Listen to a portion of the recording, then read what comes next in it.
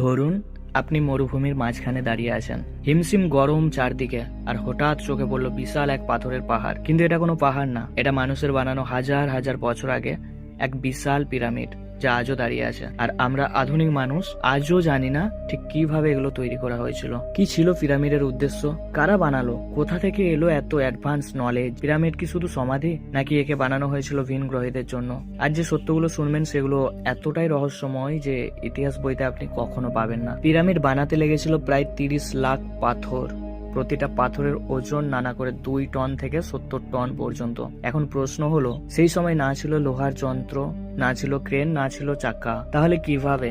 এর পিছনে 3টি বড় তত্ত্ব আছে। প্রথম, ওয়াটার লুব্রিকেশন টেকনিক, যেটাতে বালির ওপর জল ঢেলে পাথরকে টানা হতো, এতে ঘর্ষণ কমে যেত। কিন্তু 30 লাখ পাথর আজকের বিজ্ঞানও মানতে পারে না এটা এত সহজ ছিল। তত্ত্ব 2, লস্ট অ্যানসিয়েন্ট টেকনোলজি। কিছু গবেষক বলেন ইজিপসিয়ানের কাছে এমন কিছু প্রযুক্তি ছিল যা হারিয়ে গেছে, যেটা দিয়ে তারা ভারী বস্তু হাওয়ায় ভাসাতে পারত।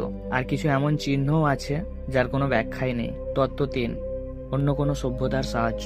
এটা নিয়ে বিতর্ক, কিন্তু ফ্রেঞ্চ রিসার্চার্স বলেন ইজিপ্টে আগেও হয়তো খুব অ্যাডভান্সড সিভিলাইজেশন ছিল, বা অন্য কোনো গ্রহের ইন্টেলিজেন্ট ভিজিটর্সরা তাদের কাজ শেখায়। বাট বিজ্ঞান এখনো স্পষ্ট কিছু বলতে পারে না। বাইরে মরুভূমির তাপমাত্রা 45 থেকে 50 ডিগ্রি সেন্টিগ্রেড পর্যন্ত উঠে যায়, কিন্তু পিরামিডের ভেতরে সবসময় থাকে 20 থেকে 21 ডিগ্রি সেন্টিগ্রেড। এমন perfect temperature control ancient AC system ছাড়া সম্ভব না।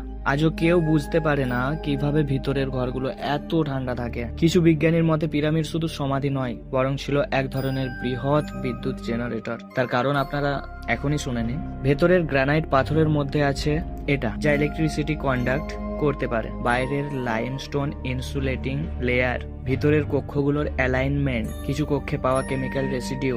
একদল গবেষক সিমুলেশন করে দেখেছেন পিরামিড প্রপার ফ্রিকোয়েন্সিতে অসাধারণ ইলেকট্রোম্যাগনেটিক শক্তি তৈরি করতে পারে। এই শক্তি কারা ব্যবহার করত, এটাই সবচেয়ে বড় প্রশ্ন। 2017 সালে বিজ্ঞানীরা কসমিক রে ব্যবহার করে পিরামিড স্ক্যান করেন। ফলাফল কি পাওয়া গিয়েছিল? ভিতরে পাওয়া যায় একটি বিশাল রহস্যময় ফাঁপা ঘর, যেটা আগে কেউ দেখেনি, যা ছিল 30 মিটার লম্বা, উচ্চতা প্রায় 8 মিটার। ভেতরে কেউ প্রবেশ করতে পারে না, কেউ জানে না এটি আসলে কি। অনেকের ধারণা এখানে হয়তো লুকানো ছিল জ্ঞান ভান্ডার, কোনো গোপন যন্ত্র অথবা রাজকীয় পথ, যেটা সাধারণ মানুষ জানতে পারতো না। গিজার 3টি পিরামিড একদম নিখুঁত ভাবে ওরিয়ন্স কনস্টেলেশনের 3টি তারার মতো লাইন আপ করে বানানো। প্রশ্ন হলো, 4000 বছর আগে মানুষ কি এত অ্যাডভান্সড অ্যাস্ট্রোনমি জানতো?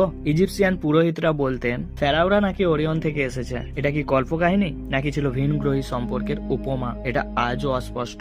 হ্যাঁ, এটা অনেকেই জানে না, পিরামিডে যত সমাধি কক্ষ পাওয়া গেছে, কোনো কক্ষেই মমি পাওয়া যায়নি। মমিগুলি অন্য ছোট টম্বে পাওয়া গেছে। তাহলে পিরামিড কি আসলেই সমাধি ছিল, নাকি ছিল জ্যোতির্বিদ্যার কেন্দ্র, বা কোনো কোডেড মেসেজ, বা কোনো ancient energy plant? Great pyramid পৃথিবীর সাথে এত নিখুঁতভাবে অ্যালাইন যে এর 4টি দিক সঠিক উত্তরের সঙ্গে মাত্র 0.06 ডিগ্রি ভুল। আজকের জিপিএস স্যাটেলাইট ছাড়া এটা প্রায় অসম্ভব। তাহলে 4600 বছর আগে ইজিপ্টের মানুষ কিভাবে এত অ্যাকিউরেসি পেল? গবেষকরা বলেন পিরামিডের ভেতরে কিছু কক্ষ এমন ভাবে তৈরি যে নির্দিষ্ট ফ্রিকোয়েন্সিতে দাঁড়ালে শব্দ অ্যাম্পলিফাই হয়। এটা কি প্রার্থনার জন্য, নাকি অ্যাডভান্সড অ্যাকুয়াস্টিক টেকনোলজি? এটা পুরো রহস্য। হাজার হাজার বছর ধরে হাজার ঝড়, মরুভূমির বালুচর, যুদ্ধ, ভূমিকম্প, মানুষের আক্রমণ, সবকিছু পেরিয়ে পিরামিড এমনই আছে যেন সময়ের ওপর দাঁড়িয়ে আছে সে। এটা শুধু পাথরের গাঁথনি নয়, এটা এক দুনিয়ার লুকানো কোড, যেটা আমরা মানুষ কখনো পড়তে পারবো না, যেটা আমরা মানুষ এখনো পড়তে পারিনি। তো আমি বিকাশ ভিডিও এখানেই শেষ করছি। ভিডিওর কোন পার্টটা সব থেকে আপনাদের বেশি ভালো লেগেছে কমেন্ট করে জানান। আর চ্যানেলে নতুন হলে চ্যানেলটা সাবস্ক্রাইব করে রাখুন আরো রহস্যময় ভিডিও দেখার জন্য। ধন্যবাদ।